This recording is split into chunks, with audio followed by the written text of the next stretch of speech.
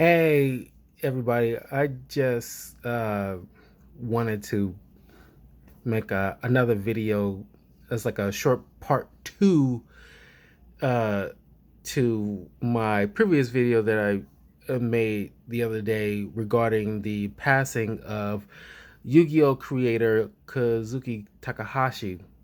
And like, I kicking myself for not like bringing this up, but it's like one of one of to bring up like at least one of my, I want to say core memories, but like something like very specific when I was a little kid is like halfway through Duel Monsters season one, during the period of Duelist Kingdom, when I was a young kid, and like I started collecting the cards like very early on when it became uh available for worldwide release.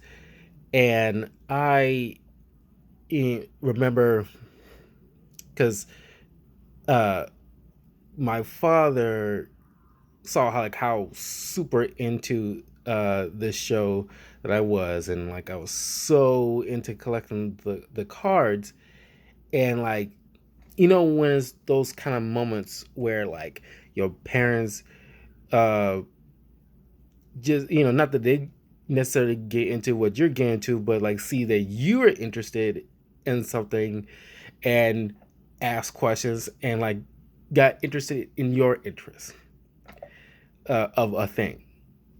So I recall like explaining what I could at the time, because like I was, you know, still relatively like a novice, but it's like I, basically got the fundamentals of how the game worked.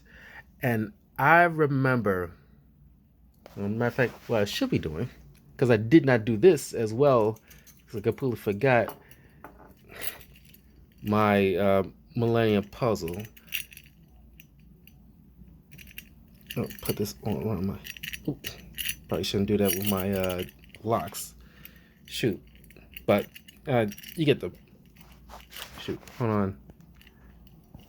No, no, can't do it. It's like oh yeah, I forgot. Yeah, I I need to get like a chain that's longer than that. Because when I got ordered that uh online many months ago, uh the chain wasn't as long. Plus, also I want to get the other. Eventually I thought like, okay, I'll pick up the other millennium items, which I should have just. Maybe I just didn't have enough cash at the time to splurge on all the millennium items. But eventually, I want to get the rest of the millennium items, as well as a dual disc, just to have one. It's like $120, not that bad, but they can be like spending on crazy amount of stuff, but like whatever. Back to the story.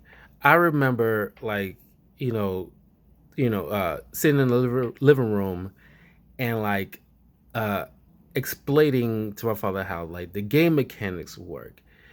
And it was around the time when like Exodia was like the most powerfulest card uh, in the uh, in the game at that time. This is way before even the Egyptian god cards, or how fusions worked necessarily. Because like even the fusions weren't like you know up to the scale as it was during like the period of Yu-Gi-Oh GX.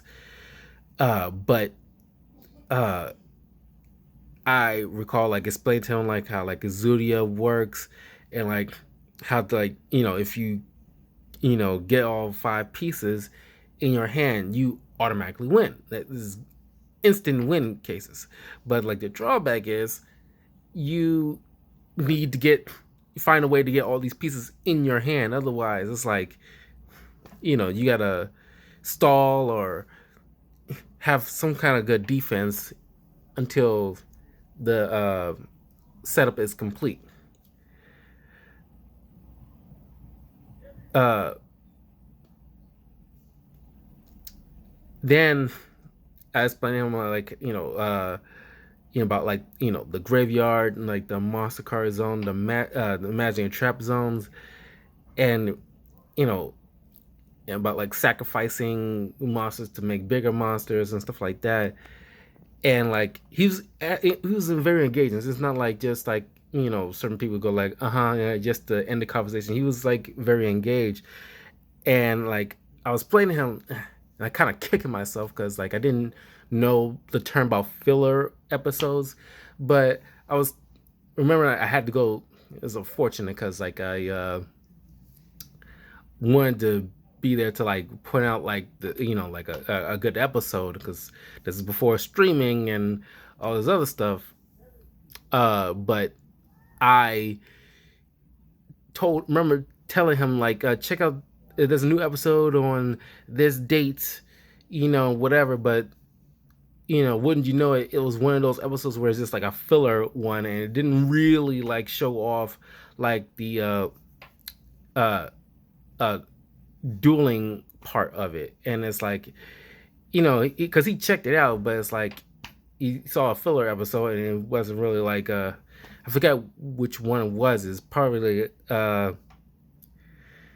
don't know. It was like halfway through the Duelist Kingdom thing, and it had to be something. I can't recall offhand, but it's like it didn't really show like why this was cool to me.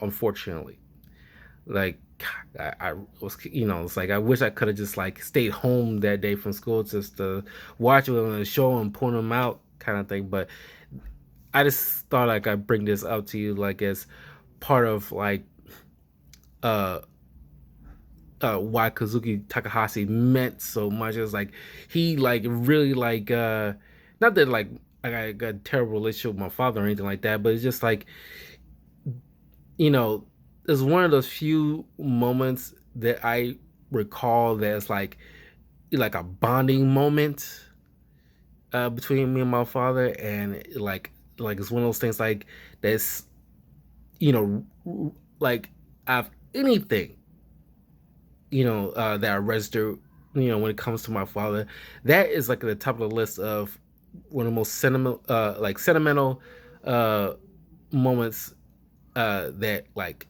I cherish. Is like one of my core cherished memories, from my childhood that like I hold on to, and like every time not every time, but like every once in a while when I watch an episode of Yu-Gi-Oh or play the game, that usually comes up. I will probably cherish that part of uh, that memory that ties into one of my favorite animes of all time. And I thank Kazuki Takahashi for like, because without him, there will be none of this card game or the anime. And therefore, that memory probably would have been like in the ether somewhere. That wouldn't exist. So that's something like I thank him for to uh, giving me that memory to have that memory to happen. So like that's why it's like it's sad to lose a guy like that because he probably caused a lot of people to have those kind of relationships with their parents or siblings or cousins or aunts or uncles or grandparents, you know, across the world.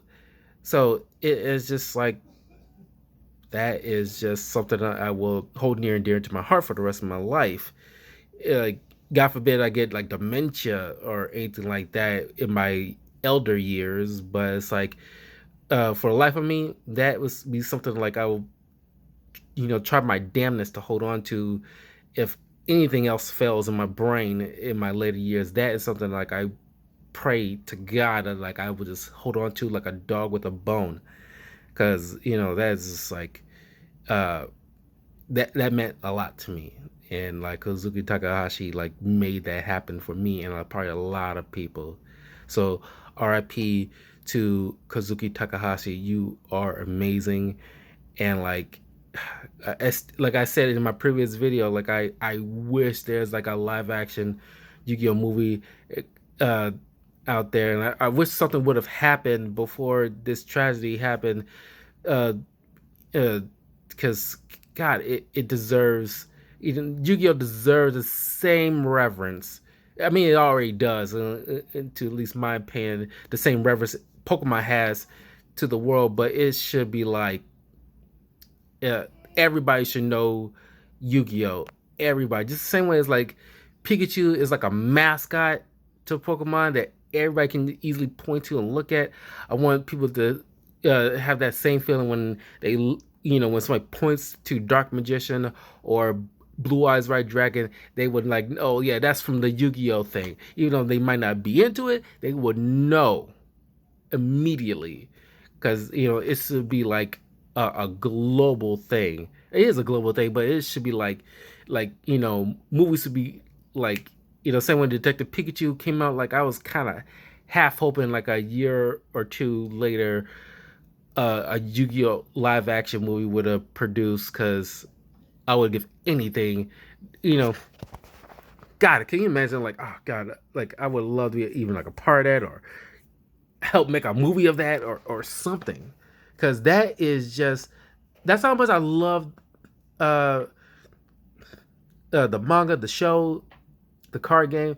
Like I want to help create an Yu-Gi-Oh archetype deck because I have like so many like ideas because like I love everything about this franchise. This is like one of the most incredible franchise that I was so lucky to be a part. I mean, being like to be a kid, to be hitting that sweet spot of my age, to be like, oh, right there on Kids WB, and like seeing like the first two episodes, and like I was immediately hooked, and it's like I was so lucky. It became my cup of tea.